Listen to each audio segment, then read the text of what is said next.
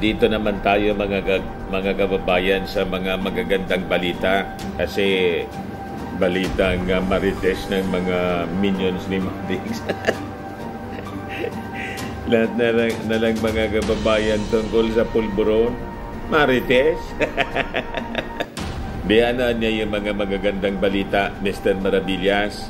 Ito po, mga kababayan, sabi diyan, PBBM creates Tupi IT Park in South Cotabato as Special Economic Zone. Eco-zone pala. Special Economic Eco-Zone. Nagpapagang mga balita at pagtalakay sa mga isyu na lipunan. Pulsa, opinyon, banat at paglalantad sa katotohanan. Pulsa, what you see is what you get. You decide. To boost Philippine foreign investments. Kita ninyo mga kababayan yung mga ginagawa ng ating Pangulong Bongbong Marcos. Gusto niya talagang paunlarin ang ating bansa. So yung mga pinakang malalayo, in Mindanao, in Visayas, in Luzon, kapon nga po, alam na ninyo yung ginawa nating coverage. Pumunta rito yung kanyang pinsan, si Speaker Martin Romualdez, para pasinayaan po yung mga projects dito sa amin ng ating Pangulong Bongbong. Dito sa lungsod ng Legazpi po, yung pinakang malaki in Southern Luzon na hospital po. Ang tawag, Legacy Hospital. Southern Luzon Medical Center po. Yan po yung ating Speaker of the House, pumunta rito. Ayan yung ating running coverage, mga kababayan, na ginawa kahapon. With the Speaker, Martin Romualdez. You see? Speaker Martin Romualdez, mga kababayan. Ayan. Ayan po.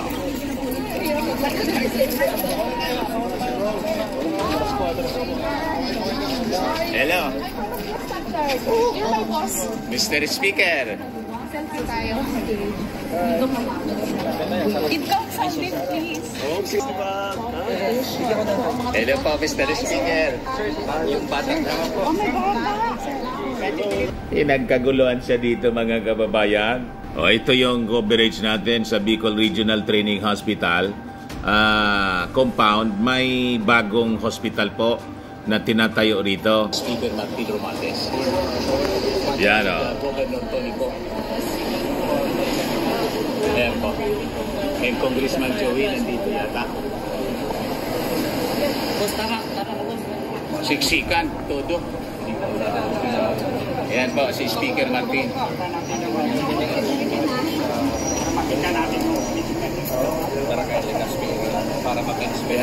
But before ko, mga kababayan, bigay sa inyo yung full story ng mga balitang yan, click subscribe muna dito sa ating YouTube channel and hit the notification bell para lagi po kayong updated sa mga kaganapan dito sa ating bansa.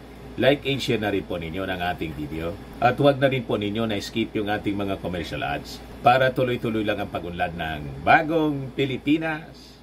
Sa mga naganap ng malinis and spacious fitness gym, pumunta na lang po kayo sa aming Colossal Fitness Gym. We also offer Grab car rental with our brand new 2023 model ng Toyota Innova. We also accept booking for those who are planning to travel via PAL, Cebu Pacific, and other airline companies, local and international, and Meralco Bills, Aleco Bills, PLDT, etc. Ang Colossal Fitness Gym is located at 3rd floor Security Bank Building, Lanco Business Park, Legazpi City, Albay. For inquiries, look for Gilon Maravillas. Contact number 0966-802-0949.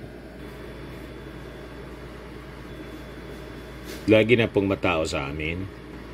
Na-set up na rin yung aming mga bagong gym equipments. May treadmill na rin po kami. Ito naman po yung bago naming product na binibenta online. iGlow Serum, whitening po siya. Tingnan ninyo yung epekto sa aking anak na architect before and now. Yung mga inquiries po ninyo, dumiretso na lang kayo sa kanyang Facebook account, Riz Maravillas. Ito naman po, Firmax Firming and Lifting Cream, pinapahid po sa mga pulses and affected area. Mainam po siya sa mga pains, mga paninigas na mga kaso-kasuan. Pinapahid-pahid lang po siya sa mga pulses. Ito naman po, Automax Radiant Serum. Sa mukha naman yung application. Anti-aging po siya. You will look 10 years younger than your age. Sa mga cancer patients naman po, baka lang gusto ninyo itong itry. Ningxia Red Mix Fruit Drink. Hindi man po siya gamot, food supplement siya. Kaya lang, gawa siya mga kababayan sa goji berry. Yung goji berry may anti-cancer properties.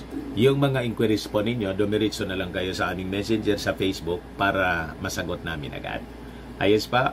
Ayos na ayos niya, Mr. Maravillas.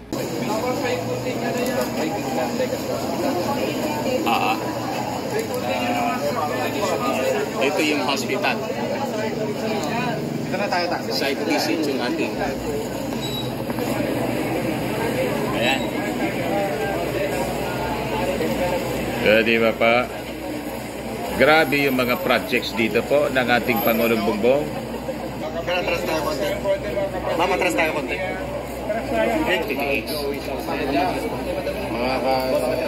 Atras na.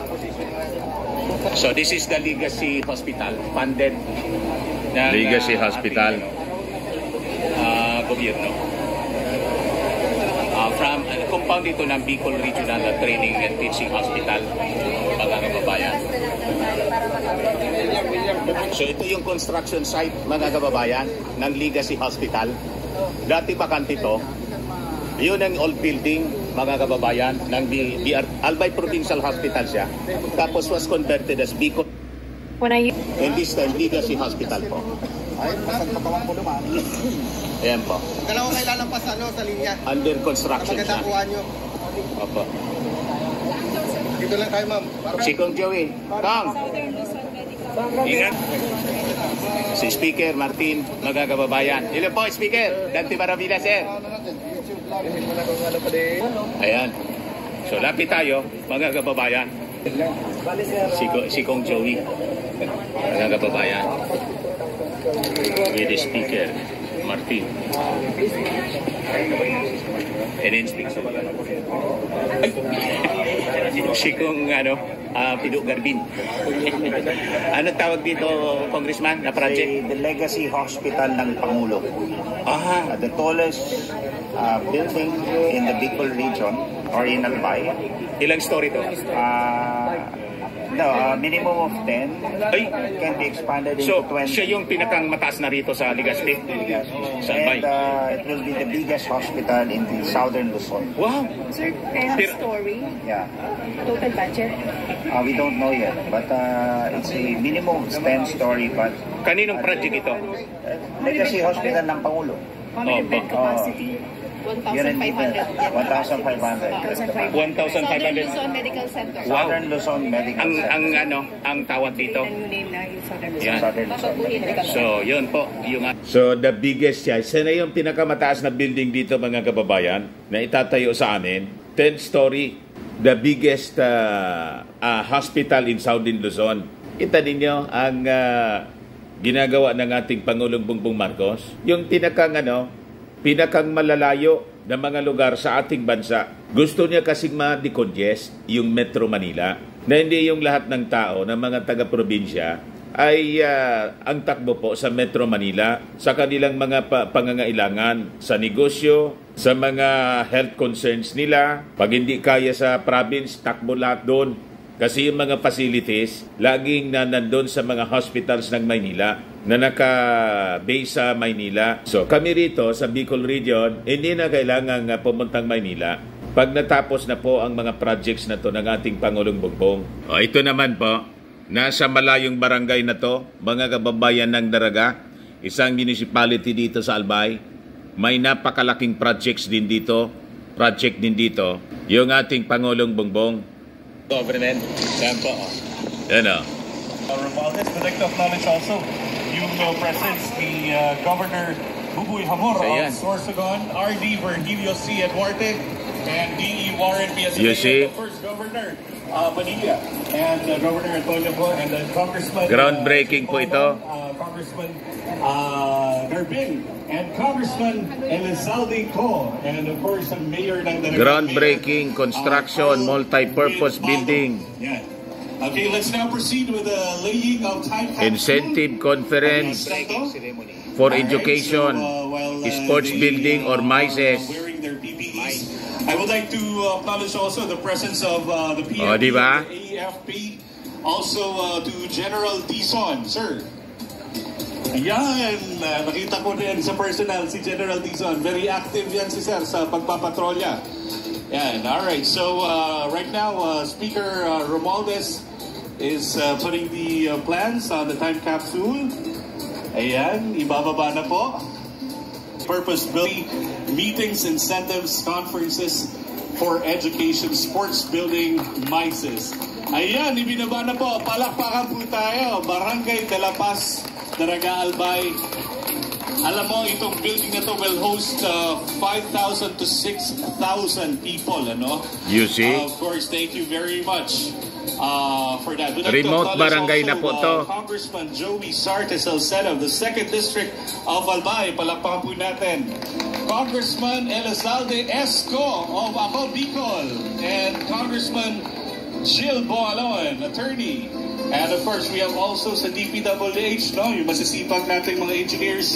We have RD Virgilio C. Duarte. Palakpakan po natin. We have District Engineer Warren B. Azotea ng 2nd District of Albay. At yung masipag na mayor ng Daraga, Mayor Carwin Baldo. And of course, yung mga mayor din na nandito. Nakita ko rin si Carlos Erwin Baldo ng Kamalig kanina. Sir, Mayor Das, thank you so much. Ayan, konting pictorial tayo. Ayan.